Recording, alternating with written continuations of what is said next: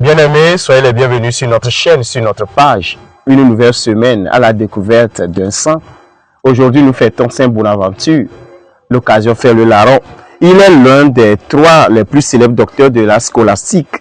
Comme auteur spirituel, il est parmi les grands de tous les temps. Né à Bagno Reggio, en Italie, fils de médecin, Jean Fisanza fut guéri d'une grave maladie quand sa mère fit un vœu à Saint François qui venait d'être canonisé. On l'envoie étudier les lettres et les arts à l'université de Paris. C'est là que, impressionné par l'exemple de l'un de ses maîtres, il entre chez les frères mineurs à 22 ans, prenant le nom de Bonaventure. Il gravit sans peine le cursus des études théologiques et commence à enseigner de 1248 à 1257. En 1257, frère Bonaventure devient ministre général des frères mineurs et cette nouvelle charge le contraire à laisser l'enseignement et à effectuer des voyages dans toute l'Europe.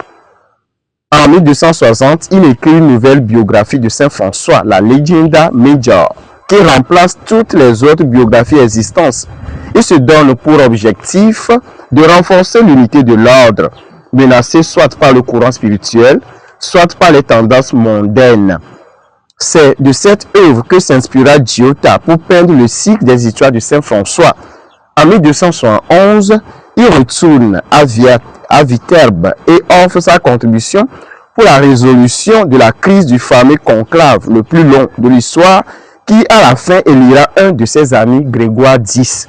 Justement, ce pape, 2 ans après, le fait évêque d'Albano et cardinal en lui confiant la tâche d'organiser à Lyon un concile sur l'unité entre l'église latine et l'église grecque. Et c'est justement au cours de ce concile que Bonaventure meurt en 1274 après avoir tenu 2 interventions. En 1558, le pape Sixte l'inscrit au nombre des docteurs de l'église aux côtés de saint Thomas d'Aquin, en distinguant les deux, en docteur séraphique Bonaventure et en docteur angélique Thomas d'Aquin. C'est la première partie. Bientôt, nous aurons la deuxième partie.